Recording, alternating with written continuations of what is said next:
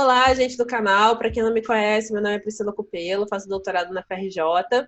Sou criadora aqui do canal Pensamento e Movimento. Hoje estamos aqui com a Lia Freitas. Ela é doutoranda em Educação pela Universidade Federal do Ceará e está com um projeto de pesquisa que se chama Pensar a Educação no Espaço de Imagens, Desafios para o Ser Contemporâneo e a Iluminação Profana como Desvio Possível.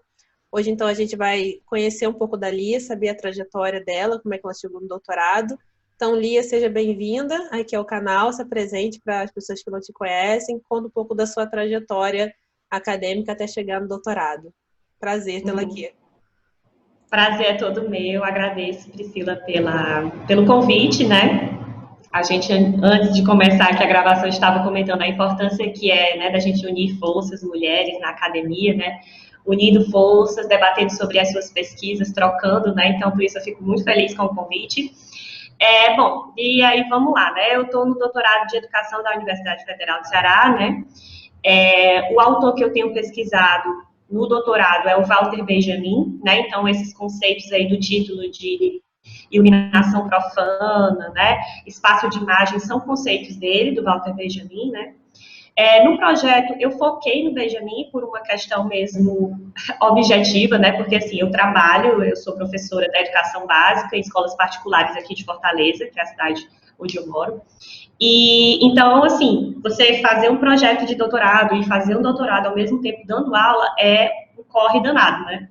Então, eu tentei focar num autor só, eu não quis ser muito ambiciosa e ficar fazendo diálogos nem nada no projeto, porque era o que dava, eu conseguia fazer ali, e no fim das contas deu certo, né? Passou. Então, na verdade, a minha área de estudo sempre foi, desde a graduação, estética e filosofia da arte, né? Só que na graduação e no mestrado eu estudei Theodor Adorno, né? A teoria estética do Adorno, falei um pouco sobre arte e política, né? E Adorno e Benjamin são dois autores aí, vamos dizer assim, com um diálogo muito intenso, né?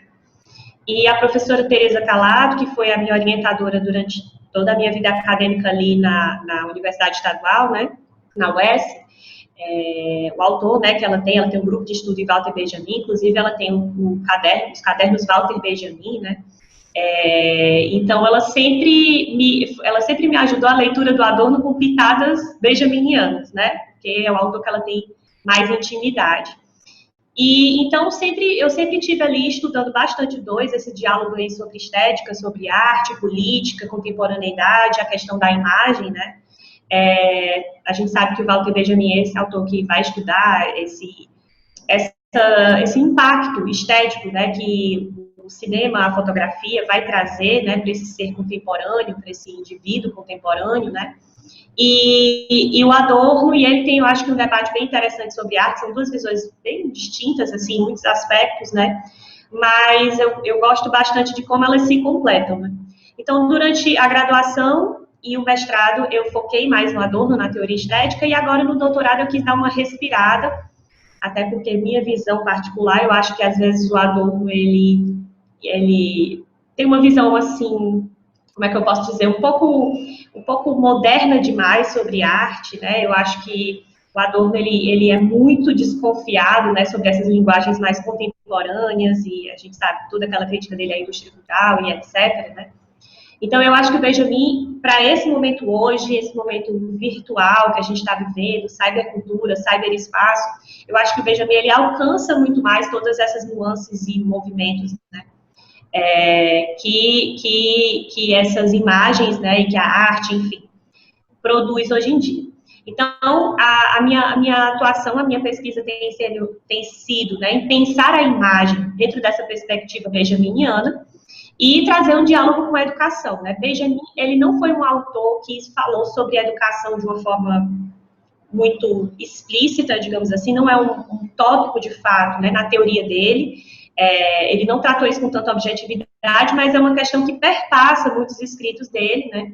E aí eu venho trazendo essa visão benjaminiana para a gente pensar a educação hoje, né? Nesse novo contexto de era das imagens, de virtualidades, de cybercultura, e a gente entender como são esses fenômenos estéticos e como isso interfere na formação educacional do indivíduo, né? Você pode explicar um pouco, assim, porque muita gente que vê aqui o canal é totalmente iniciante em filosofia. Então, você pode explicar um pouco o que é esse conceito do Adorno, que você já falou, né? Tem conceito de indústria cultural, tem várias questões aí. Você poderia dar uma sintetizada para quem não conhece nada sobre Adorno e Benjamin para as pessoas? Certo, posso.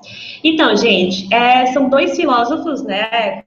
Walter Benjamin e Theodor Adorno são dois filósofos aí do que a gente entende como Escola de Frankfurt, né? Que é um instituto de pesquisa social que existiu ali no começo e meados do século XX, né? Na Universidade de Frankfurt, na Alemanha.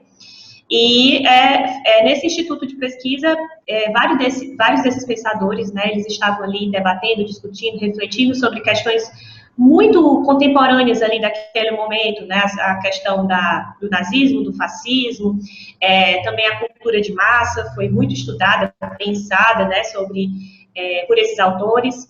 E o Adorno, juntamente com Max Horkheimer, que também era um dos filósofos aí da Escola de Frankfurt, e os dois eram parceiros aí, né, de produção de livros, e, enfim.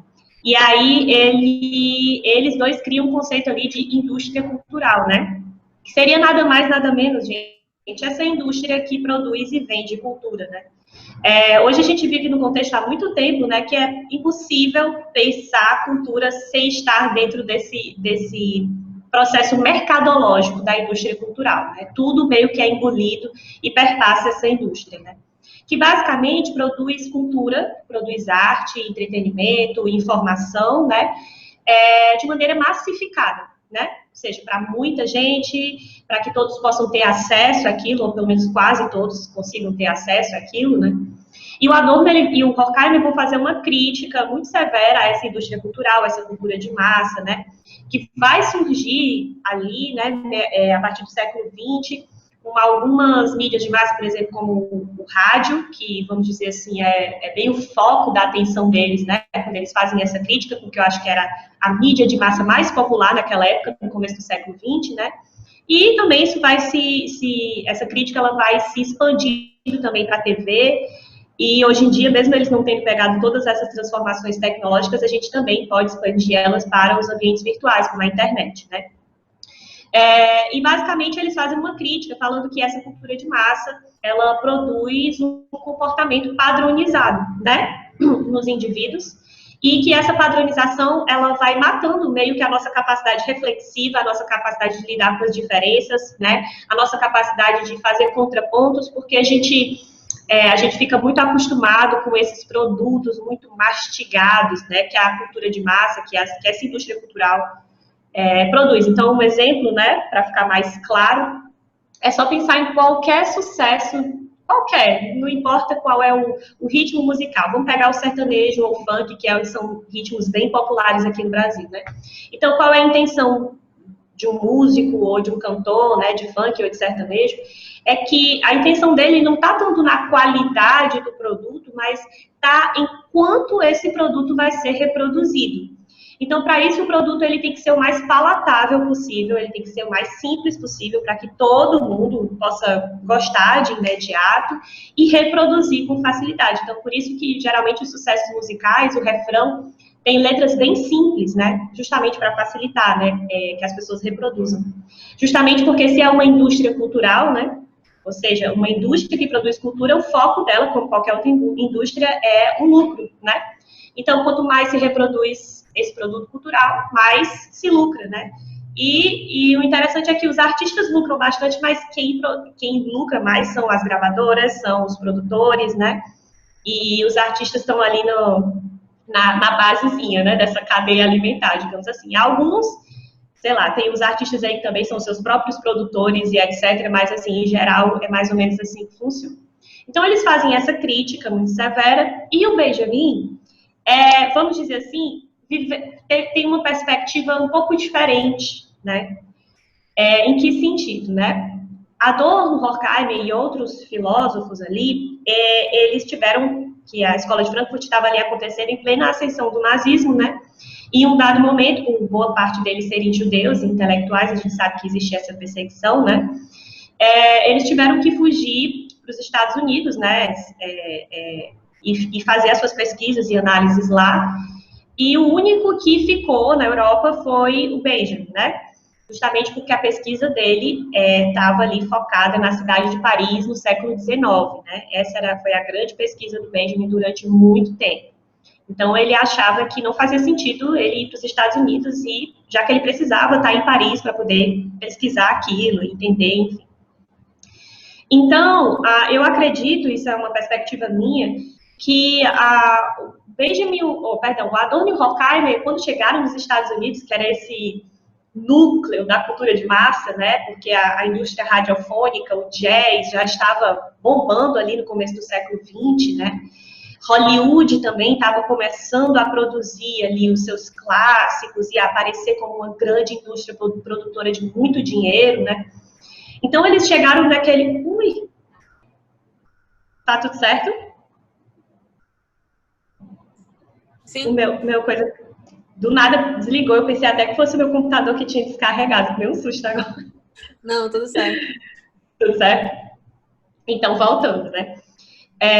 E aí, esses autores, como eles chegaram nesse núcleo ali da cultura de massa, eu acho que eles tomaram um choque, assim, né? Com tudo aquilo que era produzido e com toda aquela lógica industrial de produção artística, de entretenimento e etc.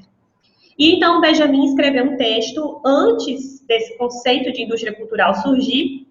O Benjamin escreve um texto chamado A Obra de Arte na Era da Sua Reprodutibilidade Técnica, que, vamos dizer assim, eu acho que serve, ela já é um texto ali que vai ser bastante corrigido pelo Adorno, né, e o Horkheimer ali, que eram, na época, diretores e vice-diretores da escola, né, e o Benjamin, que era vinculado, escrevia esses artigos para eles publicarem e passava por uma revisão, né. E aí foi bastante, esse artigo da obra de arte na área da sua reprodutibilidade, foi bastante debatido entre o Adorno e o Benjamin, né? Mas, enfim, porque ele tinha eu acredito que já tinha ali essa cisão, né, entre o Adorno e o Benjamin com relação a essa indústria cultural. Porque, basicamente, o que o Benjamin está falando nesse texto é sobre como a arte ficou nesse processo de adesão da reprodutibilidade técnica, que seria as obras de arte agora estariam sendo reproduzidas através de máquina, né? E então, por exemplo, antigamente, para você ouvir, sei lá, uma música, você teria que ir ao teatro, a um show, a um concerto, enfim. E com a reprodutibilidade técnica, não. Você poderia ouvir num disco, você poderia ouvir no rádio, quantas vezes, né? Diversas vezes a mesma música, se você quisesse. Então, esse caráter de reproduzir, né, tirou da arte certas características que até ali a modernidade era muito cara, muito preciosa aos artistas, aos teóricos de arte, historiadores de arte, etc. E o Benjamin, ele vai fazer uma análise acerca disso, só que o Benjamin, ele tinha uma visão mais, como é que eu posso dizer, mais esperançosa sobre essas transformações. E isso não anula a crítica do Benjamin. O Benjamin sabe o quanto o capitalismo captava, né, esses produtos em prol da manutenção desse status quo, desse sistema econômico e de desigualdades. Ele sabia, e ele trata isso no seu texto. Ele sabe também o quanto essa reprodutibilidade técnica ela é utilizada também pelo fascismo, na propaganda fascista, e ele traz isso nos seus textos também. Mas eu acho que o Benjamin, ele tinha uma visão mais esperançosa sobre as possibilidades políticas dessas mídias de massa, digamos assim, como o cinema, né, que Adorno e Horkheimer, né? Eu acho que o Adorno tinha uma visão um pouco mais fechada sobre o assunto, e o Benjamin, eu acho que ele conseguia expandir um pouco mais. Então, basicamente é isso, né? A indústria cultural. E o meu projeto de doutorado, eu trago essa perspectiva benjaminiana, como eu falei inicialmente, porque eu acredito que o Benjamin é esse autor que ele consegue ver alguma possibilidade de rompimento com essa lógica de padronização nas próprias mídias, né? Nesse próprio ambiente. Eu acho que, e aí ele vai se utilizar de vários conceitos, como esse que eu uso no doutorado aí, no meu projeto, que é o conceito de espaços de imagens e de iluminação profana, que ele vai trabalhar também em outro texto da década de 30, que é um texto sobre o surrealismo, né? Justamente porque ele fala sobre a fotografia surrealista, ele discute como os fotógrafos, né, do surrealismo, e os surrealistas em geral, né, tanto Breton, na literatura, enfim, os pintores, os fotógrafos, o surrealismo em geral, segundo Benjamin, conseguiu captar, né, todas essas tendências, mas canalizando elas para uma força política transformadora, crítica, né, com uma potência revolucionária, digamos assim, né. Então, justamente pelo Benjamin ter essa visão, eu trago ele aí para o meu projeto, porque eu percebo que eu sou uma pessoa que uso muito, sou bastante usuária desses ambientes virtuais, gosto bastante, sempre gostei. Então, eu quero muito, assim, saber como seria possível pensar esses ambientes, né, sem a gente cair nessa reprodução, nessa padronização, nessa massificação, nessa falta de crítica e de reflexão, que, em geral, né, é o que a gente mais encontra nesses ambientes. E aí, fazendo um geralzão, é mais ou menos isso, né? Agora, você também tem um projeto virtual, né? Eu olhei seu Instagram, tem um projeto que você está desenvolvendo. Fala um pouco para as pessoas que não conhecem, o que você está fazendo, como é que você está desenvolvendo esse conteúdo. Então, gente, quarentena, né? Quarentena fez todo mundo tomar coragem, né, de entrar nesse ambiente virtual e fazer alguma coisa, assim, que pudesse ser relevante ou contribuir de alguma forma. Então, eu fiz um perfil no Instagram, chamado Lia Freitas Filo, né? Em que eu trago, vamos dizer assim, filosofia de uma forma simples, didática, que qualquer pessoa pode entender e pode se interessar. A minha intenção é mostrar o quanto a filosofia ela fala sobre a vida, sobre o cotidiano, sobre questões muito presentes e reais na nossa vida, e que, obviamente, ler um texto filosófico é um esforço, nunca vai ser uma coisa simples, de boa, fácil, mas um vídeo desse que eu trago, uma explicação um pouco mais didática e etc., ele tanto pode ajudar você a entender um texto que você começou a ler, né? Quanto pode te estimular a começar a ler, a buscar entender, a se esforçar um pouco mais ali para adentrar um texto filosófico um pouco mais denso, né? Então, nesse meu perfil, eu trago vídeos, assim, sempre curtos, né? Explicando conceitos específicos de filósofas ou filósofos, explicando o panorama geral sobre o pensamento do autor, a escola que ele participa, né? E eu tento trazer um certo conteúdo ali mais pop, mais de entretenimento, porque eu sei que essa é a linguagem da internet e eu também é o conteúdo que eu gosto de. Eu não vou fazer aqui a linha intelectual séria, centrada, porque eu não sou dessa. Eu consumo bastante coisa pop de entretenimento na internet, gosto. E eu acho que é possível, assim, a gente tratar a filosofia dessa forma, né?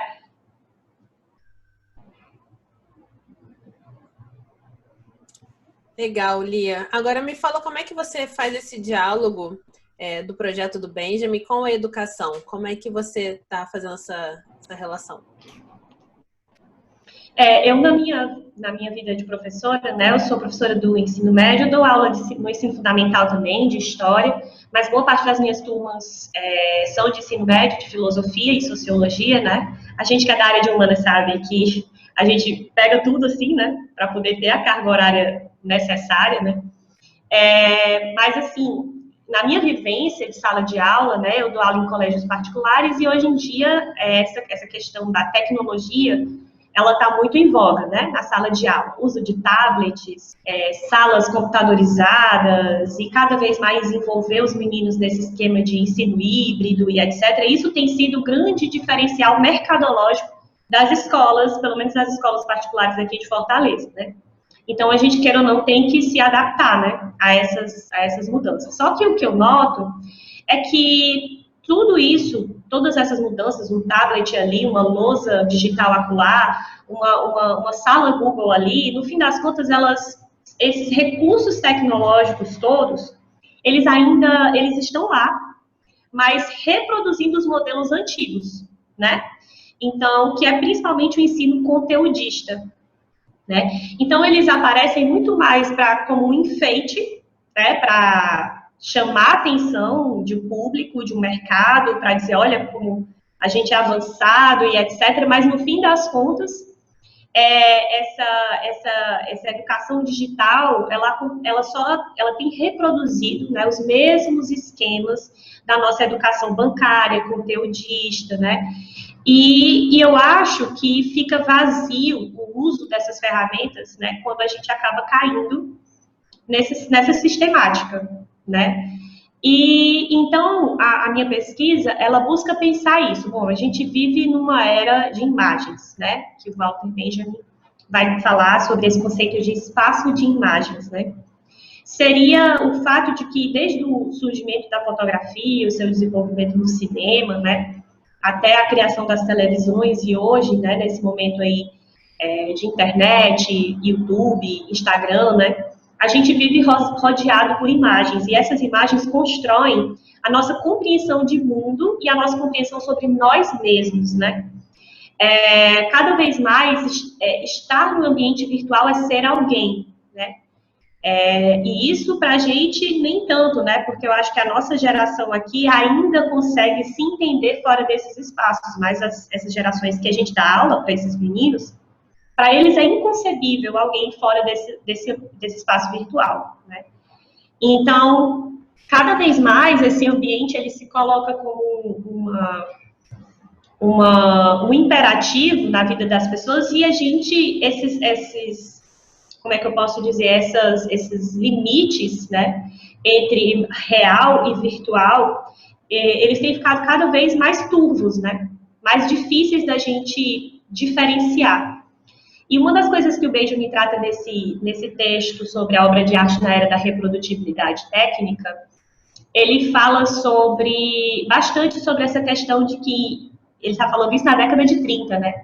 E ele meio que já prevê, né, em um dado momento, que uma espécie de exigência de ser filmado, né? Em que vai existir um dado momento em que todos vão querer ser filmados, fazer parte dessa trama, né, dessa teia cultural formada pelas imagens, né, e é interessantíssimo que hoje, de fato, a gente todos nós estamos sendo filmados constantemente por esses aparelhos aqui, né, inclusive a Raquel fez uma excelente exposição a respeito desse controle, né, dos algoritmos sobre a nossa vida, sobre os usuários.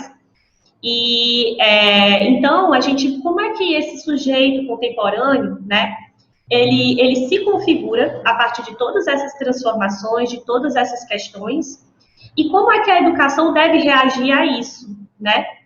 E uma das coisas que o Benjamin, ele trata bastante e essa é uma característica da filosofia benjaminiana, é que ele vai pensar sempre dentro de uma perspectiva fragmentária. E o fragmento em Benjamin não tem a ver com esse fragmento dessa vida... essa vida danificada, para usar um termo aqui do Adorno, né? Essa vida danificada do capitalismo, né? De que esse sujeito fragmentado, que perpassado por todas essas condições do capital, o Benjamin vai olhar a fragmentação dentro de um ponto de vista, vamos dizer assim, como um desvio, né? Eu até uso no título mesmo do meu projeto. Ou seja, a fragmentação dentro de um caráter em que a gente pode pegar esses fragmentos, né, pegar essa realidade decomposta que a gente tem hoje em dia e a gente conseguir ser criativo com esses fragmentos, né?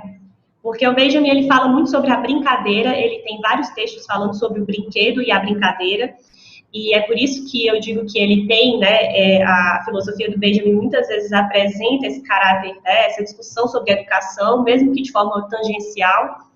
Então, nesses textos sobre o brinquedo e a brincadeira, o Benjamin mostra o quanto a criança, ela tem essa capacidade criativa de pegar os fragmentos, de pegar os escombros, né, os restos, e criar em cima dos restos. Tanto é que uma criança, geralmente, você dá uma boneca Barbie, aí ela brinca com a Barbie, mas 5 minutos depois ela deixa de lado e ela vai brincar com a caixa da boneca Barbie, né? Para ela, às vezes, é mais interessante aquilo ali do que, de fato, a própria boneca.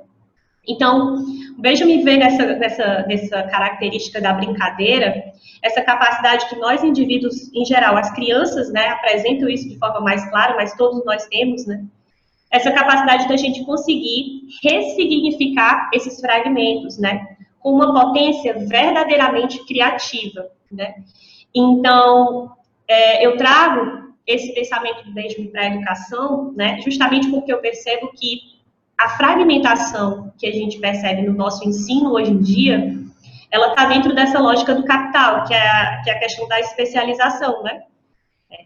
Os meninos, eles estudam física, química, matemática, biologia, filosofia, sociologia, eles não conseguem relacionar nada, né, do que eles estudam, eles não sabem para que eles estão estudando. Aliás, eles sabem, mas eles sabem que é para uma prova.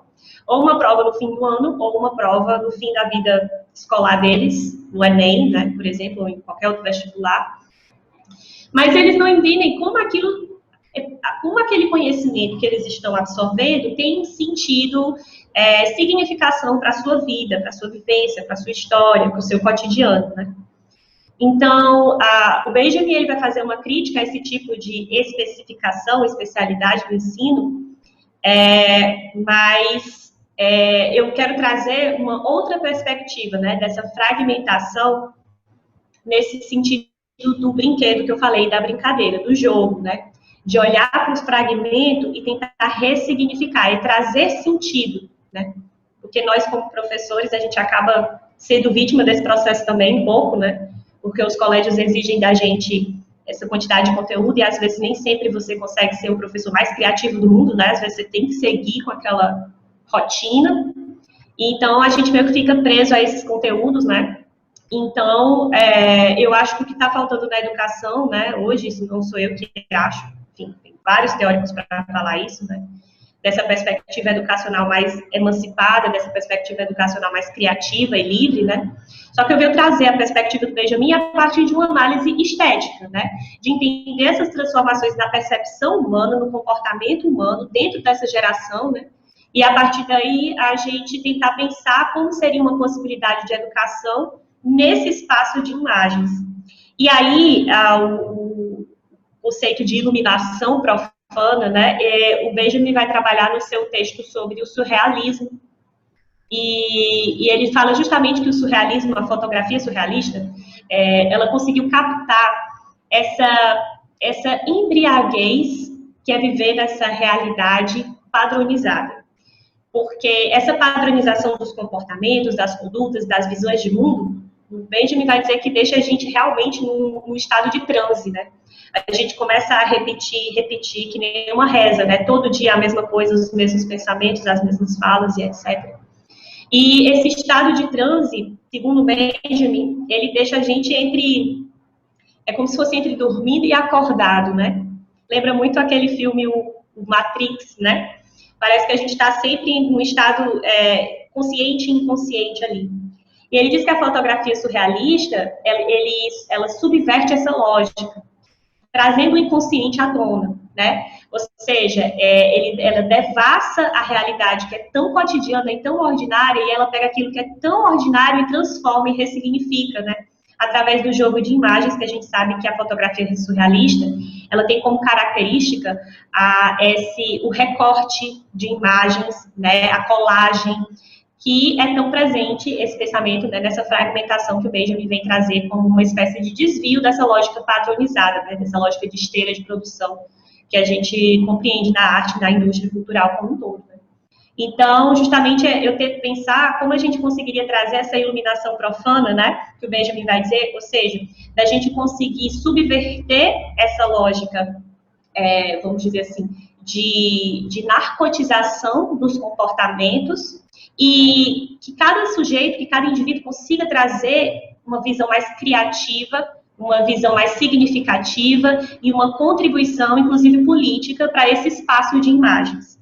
E aí eu acredito que nós só conseguiríamos usar esses aparelhos, né, dessa forma, se a educação nos ensinasse a usar dessa forma. Porque nenhum desses aparelhos, eles vêm com um manual de instrução do que fazer, do que não fazer, se pode, se não pode, né? A nossa aprendizagem com tudo isso aqui é de forma muito intuitiva.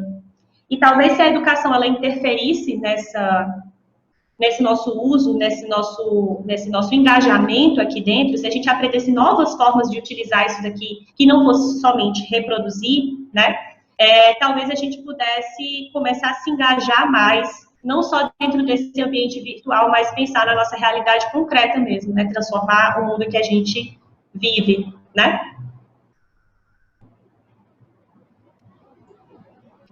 Legal que a perspectiva é sempre olhar a tecnologia e ver possibilidades de lidar com ela de maneira mais positiva nos ambientes, né, de escola e para além também do ambiente da escola, né? Tentar mudar essa percepção do aluno, dessa ação com o meio.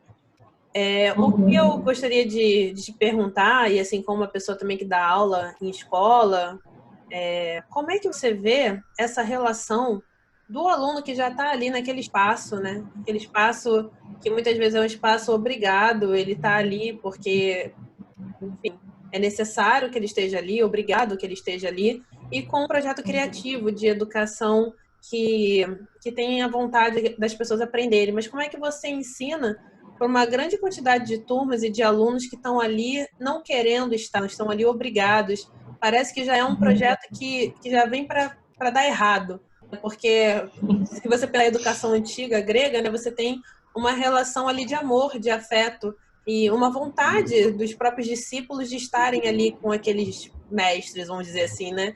Então, como é que funciona a educação? Isso me lembra muito o texto do Rancière, né, o mestre ignorante, dele falando justamente, você não ensina para quem não quer aprender. É necessária essa vontade do aluno de querer aprender. E quando você está no ambiente escolar, você já está num ambiente que não é um ambiente que o aluno gostaria de estar. E aí, como é que a educação funciona nesse ambiente? Eu acho que esse é sempre o desafio de qualquer professor que entra em qualquer sala de aula, em qualquer idade, né? Sempre muito desafiador. O que eu costumo fazer, principalmente no ensino médio, que eu acho que no ensino médio os meninos já têm uma idade, uma compreensão um pouco maior, eles já têm uma autonomia maior também, né?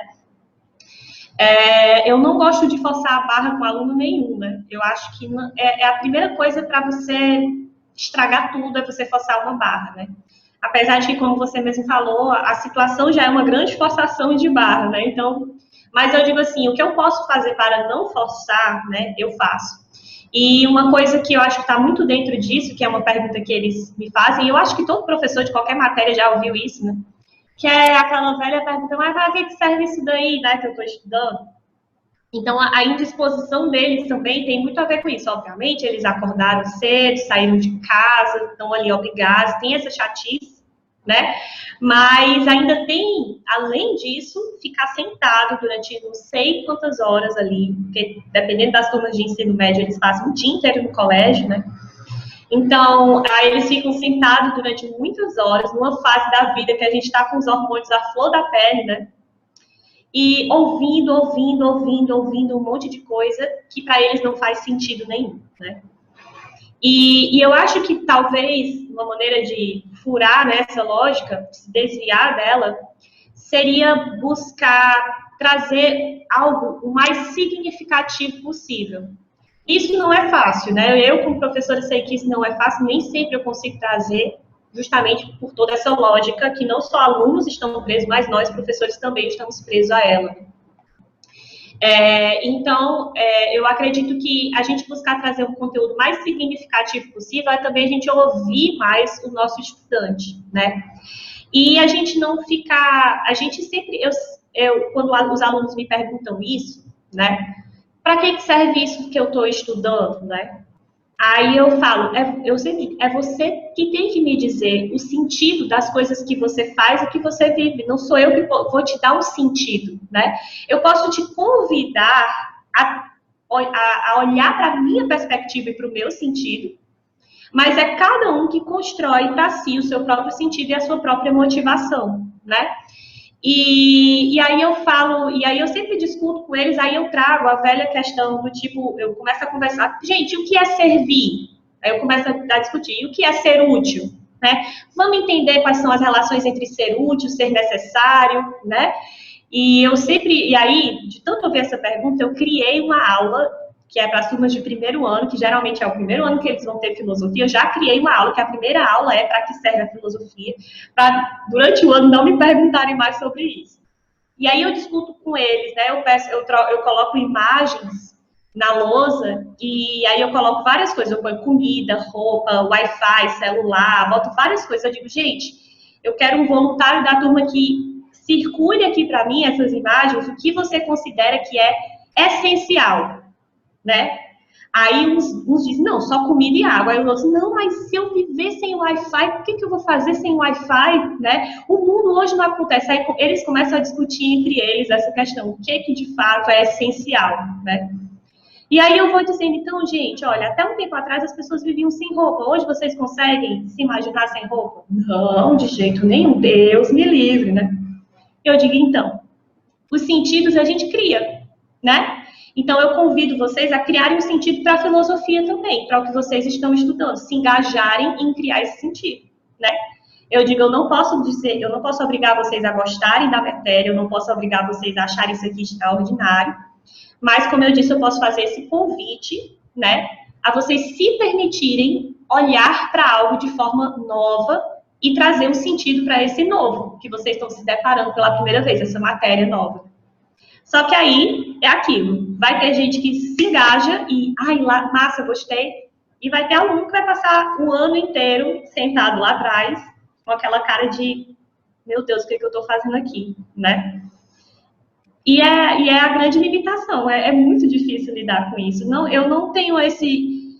Eu até um dia desse eu fiz uma live falando sobre aquele filme Escritores da Liberdade, que é um filme que eu gosto muito, ele é um filme bem romantizado, né? Mas é uma história real, de vida, muito interessante daquela professora, não sei se você já assistiu. É um filme muito bom, vale a pena. É a história de uma professora nos Estados Unidos, que era recém-formada na escola de Direito, só que o primeiro emprego dela foi numa escola pública dos Estados Unidos que tinha recebido estudantes, porque era numa região lá da Califórnia, que estava passando por um problema de ordem social com relação a vários grupos étnicos diferentes, né, latinos versus orientais, asiáticos, a população negra, existia muita briga de gangues, né, nesse bairro, e essa escola, na época, era uma escola modelo, e essa história é real. E aí, por conta dessa questão, o governo pegou essa escola modelo e pegou esses estudantes problemáticos e colocou nessa escola para ver se estimulava. Mas aí o governo é aquela história, soltou lá e ficou ao Deus dará, esses meninos não se estimularam simplesmente por estar numa escola modelo, e aí aquela escola que era modelo acabou decaindo, né, na sua qualidade ali. E essa professora recém-formada chega para dar aula de literatura, se eu não me engano, e ela faz aquela linha, tipo, eu acredito na educação e etc., e aí se depara com os meninos numa realidade totalmente diferente, ela branca, de classe média alta, né, e os meninos dão uma série de como é que a gente fala, de acorda nela, assim. Só que uma coisa ela teve de qualidade, de sempre estar muito atenta sobre a realidade deles e buscar entender a realidade deles, e ela cria um projeto de literatura que se chama Escritores da Liberdade, que eles escrevem um livro contando as suas próprias histórias.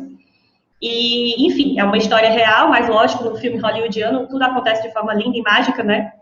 Mas eu gosto muito desse filme, só que eu acredito que principalmente no meu meio, né, de escola particular, é muito mais, eu acho mais difícil, a gente tem menos liberdade ainda de criar esses projetos e, sabe, super engajar, tudo é muito problemático. Até certos assuntos tratados dentro da sala de aula são problemáticos. Quem dirá um projeto, tirar os meninos do colégio, fazer alguma coisa.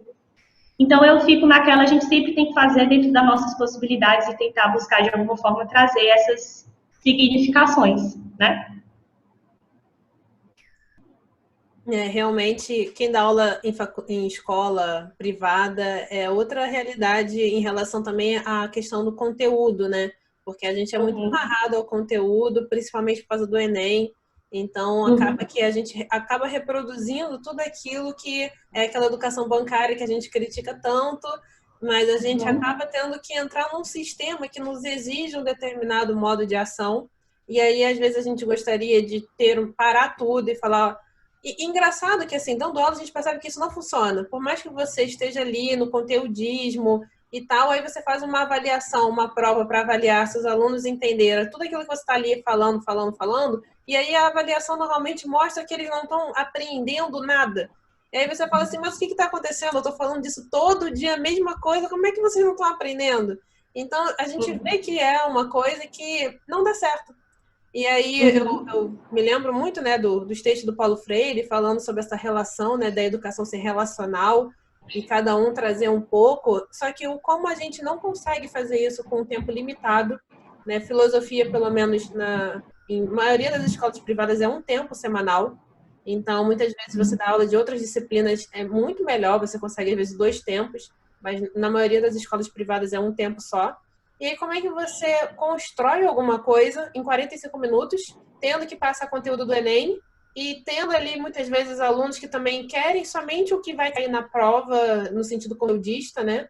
Então, parece que todas as circunstâncias, elas aglomeram, né? Elas vão para que não funcione. E aí é justamente isso que eu vejo muito na educação, que eu acho que frustra muitos professores que vão dar aula, é perceber que o seu trabalho, né, o seu trabalho de dar aula, pensando numa educação transformadora, ela é muito limitada, né? Numa turma de 30, se você conseguir alcançar 1 ou 2, você já fez muito. Eu vejo que isso é o que mais acontece. Com certeza. E isso eu acho que sempre vai ser um conflito, eu não sei pra ti, mas eu sempre me sinto, às vezes, tipo, nossa, às vezes eu dou umas aulas e eu fico, nossa, eu falei demais, eu falei. Mas aí eu fico, às vezes, até, gente, e aí, o que vocês acham, não sei o quê? E eles estão tão desacostumados a serem protagonistas desse processo que eles têm muita preguiça também, né? Ai, lá vem aquela professora, às vezes é assim, ai, lá vem aquela professora que faz os trabalhos pra gente fazer, ai, tia, dá só aula aí, né? Tem uns que dizem, ai, tia, dá só aula. Porque é tirar de uma zona de conforto também, né? Então, e a gente lida também com criança ou adolescente que são seres humaninhos ali muito sinceros, né? Eles não estão nem aí, não. Se você, eu vou ferir os sentimentos da tia, vai nada, eles já falam logo, ai, tia, não, muito chato isso daí, né?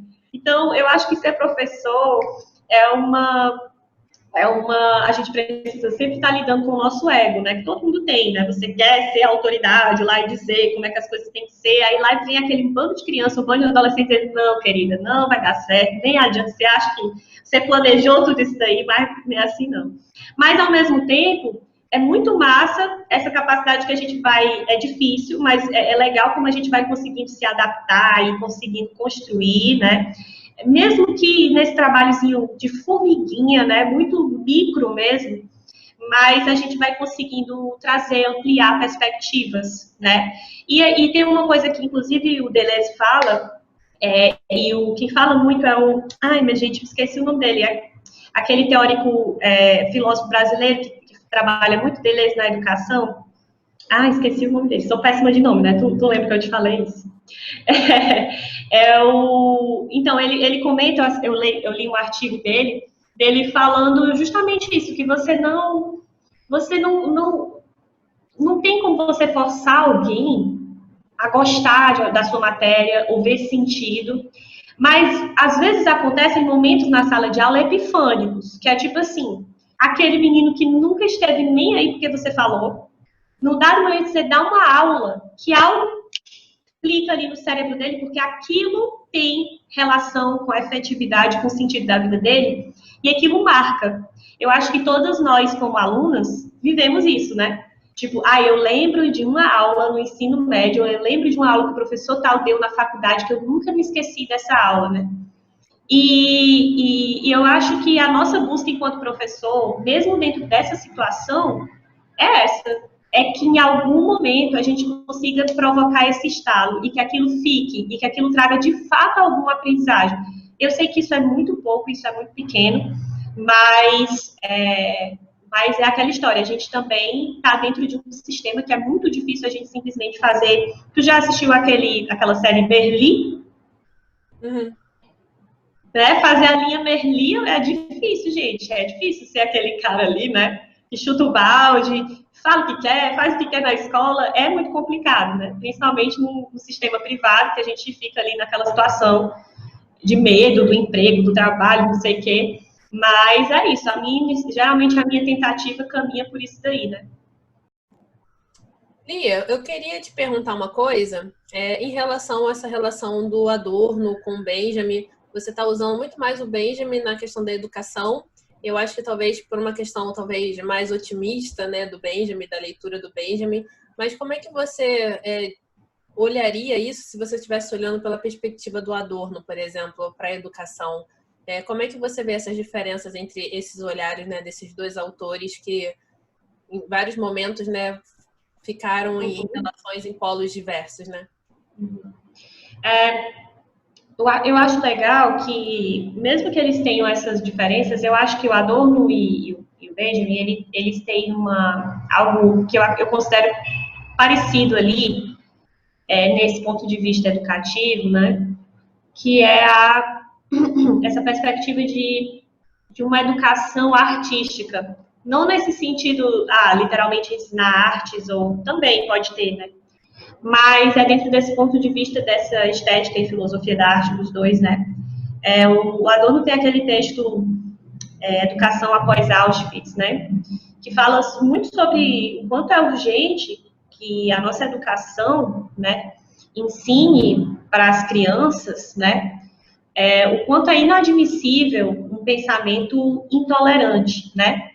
E o problema é que as nossas escolas, dentro desse padrão da razão instrumental, né, que é também um conceito da escola de Frankfurt, que vai perpassar vários autores, né, esse conceito da razão instrumental, que é essa racionalidade muito focada em objetivos competitivos, né, uma racionalidade que visa essa eficácia, ela se coloca como instrumento de poder econômico, político, enfim.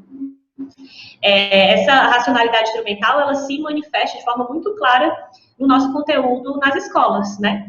E essa racionalidade, né, no livro A Dialética do Esclarecimento do Adorno, ele vai falar que todo esse processo aí, né, de histórico da nossa racionalidade instrumental, desde os gregos, né, até aquele momento ali do século XX, né, e o avanço do nazismo, todo esse percurso da nossa racionalidade, nesse livro, o Adorno e o Horkheimer, eles vão perceber que existia ali já, dentro daquele anseio, né, desde lá da Grécia Antiga, os primeiros filósofos, esse anseio de um pensamento universal, unificador, né, essa pretensão aí hegeliana desse espírito absoluto e etc., tudo isso ali, Adorno e Horkheimer vão trazer como uma espécie de semente, né, do que mais tarde se transformaria nessa racionalidade instrumental, e inclusive nessa perspectiva política do avanço do nazismo e do fascismo na Europa, né? Ou seja, essa tendência de dominar, de capturar, o sujeito captura o objeto, o sujeito tem poder sobre o objeto, né, do estudo, do pensamento, né? Essa lógica de dominação que perpassa toda a nossa racionalidade, Adorno vai compreender que isso desemboca, né, no nazismo, né? Quando isso chega ao seu ápice, enfim, e aí vão ter várias outras questões que ele vai tratar. Mas, então, quando ele fala nessa educação após Auschwitz, e inclusive no texto dele, no livro dele sobre educação e emancipação, ele fala como é importante o papel da arte, né, na gente tirar das crianças, para a gente construir nas crianças, aliás, né, ajudá-las a construir, né, uma perspectiva e uma lógica de compreensão de mundo mais tolerante, né, e que não coloque a compreensão do mundo dentro dessa lógica de dominação, né, e que busque entender essa pluralidade, essa diversidade, né? Então, os dois, eu acho que Benjamin e Adorno, eles têm essa característica muito parecida, né? De trazer esse componente artístico, né? Essa criatividade artística para o que eles entendem sobre educação, né? Então, eu não trabalho tanto a questão da arte, né, no meu projeto agora do doutorado, mas que eu não isso perpassa porque foi durante muito tempo, né, tanto no mestrado quanto na graduação, a minha pesquisa também, né? Então, eu vejo mais ou menos aí por essa ótica.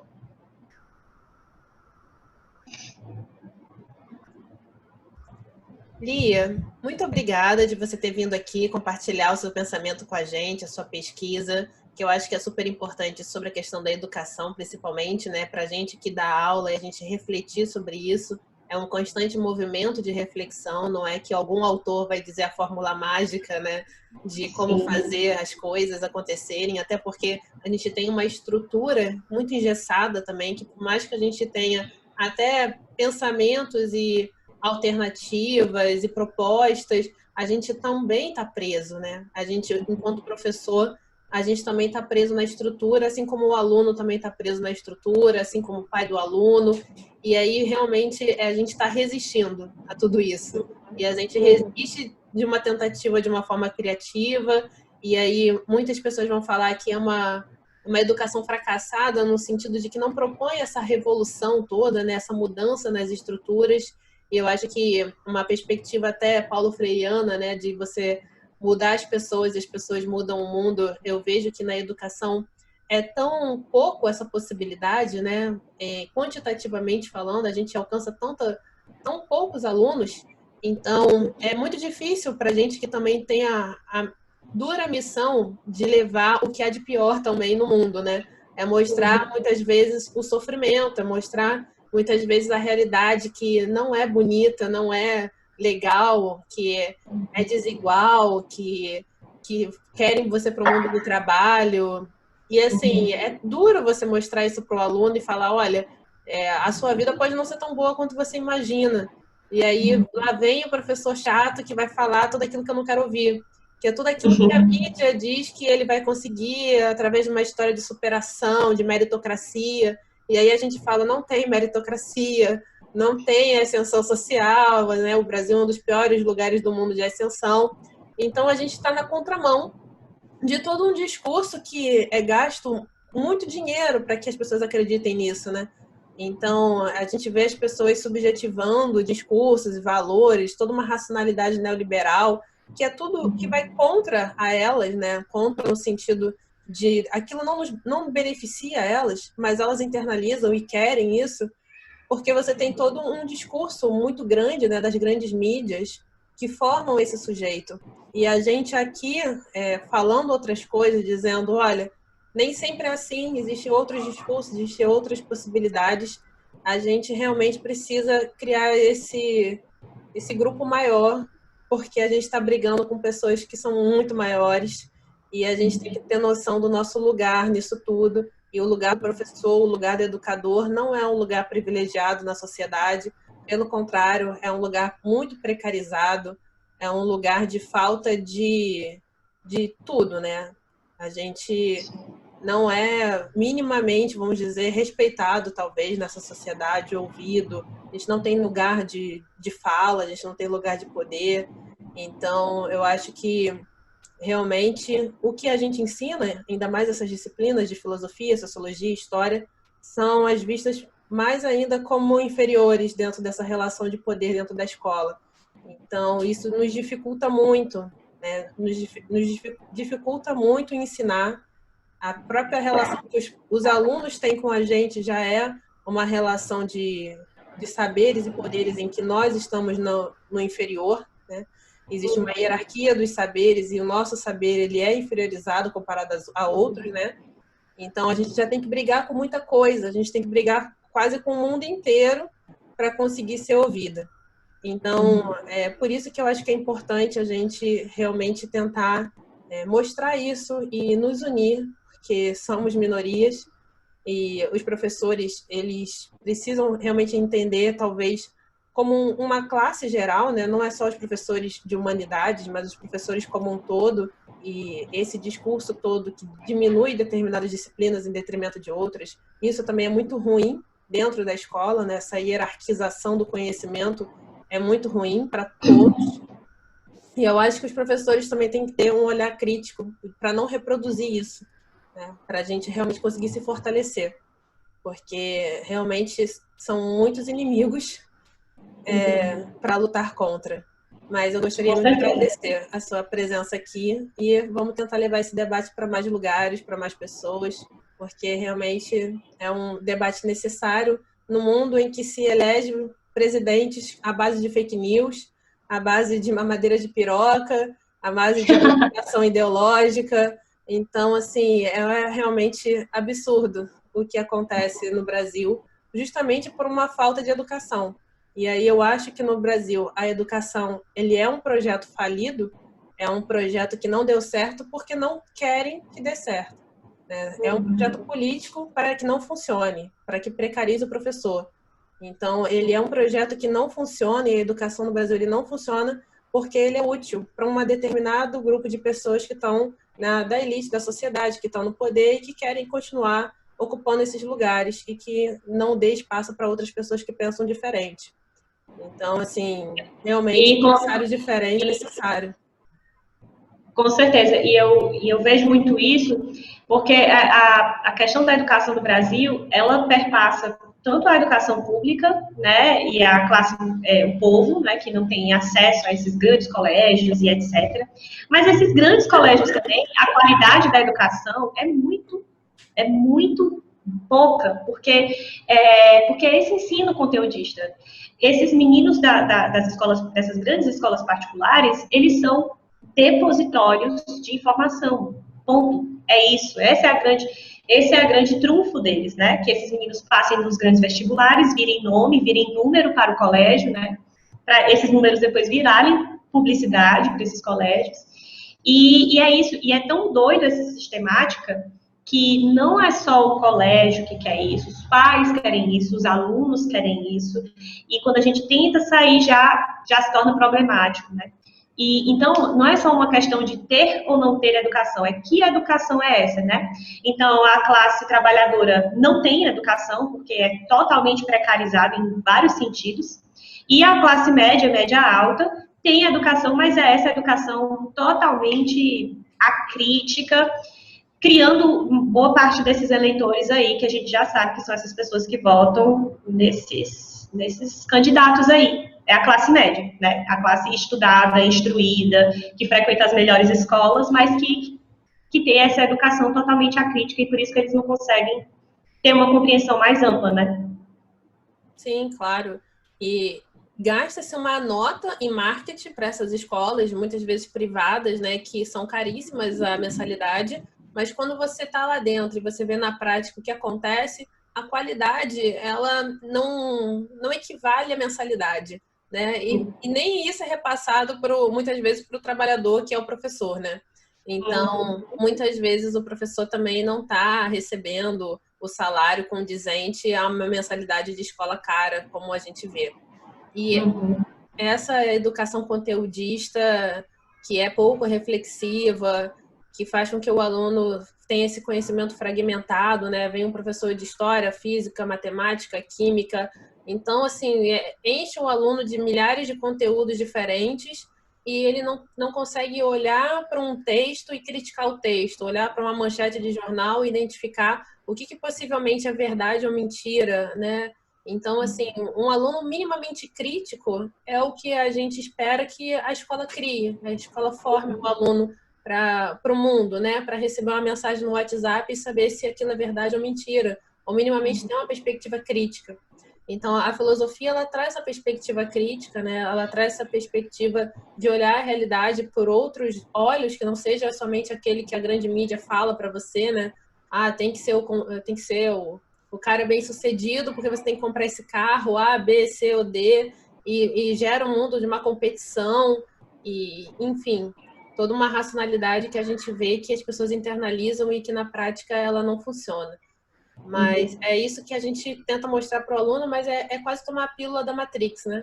É você sair da fantasia e aí você tem que falar para o aluno, olha, isso daí que você sempre achou, que você sempre sonhou, talvez não seja essa a sua realidade. Então você tem que olhar para a realidade de outra maneira, de outra forma, né? Então isso também é bastante cruel com o aluno que também não quer tomar muitas vezes essa pílula. E eu até compreendo, porque eu acho que a ignorância ela é uma dádiva. A gente fica muito mais feliz quando a gente é ignorante. E não é essa felicidade, assim, do conhecimento. O conhecimento, muitas vezes, traz sofrimento, né? Que é essa responsabilidade do conhecimento, de você saber. Tem uma coisa que o Deleuze fala que se a filosofia não te fizer sofrer, não te fizer entristecer, ela tem alguma coisa de errada. Então, a filosofia tem essa questão do sofrimento também. E isso faz parte do processo educativo. É preciso que a gente se confronte com esse horror com esse sofrimento, com a realidade, com o duro, com o cruel, e é isso que nos forma como sujeito, né? É o que a gente consegue ressignificar a partir desse olhar. Então, acho que isso é fundamental na formação humana, né? E a escola se propõe a esse lugar como formador. E é justamente isso que a escola não faz. Então, a escola ela não está proporcionando justamente esse confronto, justamente a reflexão, justamente esse desconforto. E aí, o que a gente faz com o desconforto? A gente toma tarja preta, a gente medicaliza, né? A gente faz com que as crianças, né, de ensino médio, ensino fundamental, estão usando cada vez mais psicofármacos. E não é exatamente o melhor meio, o melhor jeito de lidar com esse horror, né? Esse horror que a gente está falando desde os antigos, né, dos estoicos, de toda uma galera que estuda isso e que fala sobre isso, que é a questão existencial, né? Então, a ideia da existência, da filosofia existencial tá, né, tá por aí. Mas muito obrigada, Lia, pela conversa e está convidada a aparecer de novo aí no canal. A gente vai marcando os próximos encontros, trazendo mais pessoas e vamos fazer esse conhecimento, essas questões, elas serem trabalhadas e discutidas. Muito obrigada. Passo para a sua consideração final, se você quiser falar mais aí. Também agradecer mais uma vez, né, o convite e dizer que sim, estou aberta a me chamar, pode me chamar quantas vezes quiser. Adoro esses momentos de bate-papo, de debate. Tinha uma época que eu estava fazendo no meu Instagram bastante live, hoje eu dei uma parada ultimamente, mas eu acho muito massa essas lives, quanto a gente troca, né, conhece pessoas novas e novas perspectivas, então eu adoro participar. Minhas considerações finais é isso, né, eu acho que a educação ela tem um poder transformador, mas muito limitado. A gente não pode achar que a educação vai salvar o mundo, porque não vai, depende de muitas outras circunstâncias, né?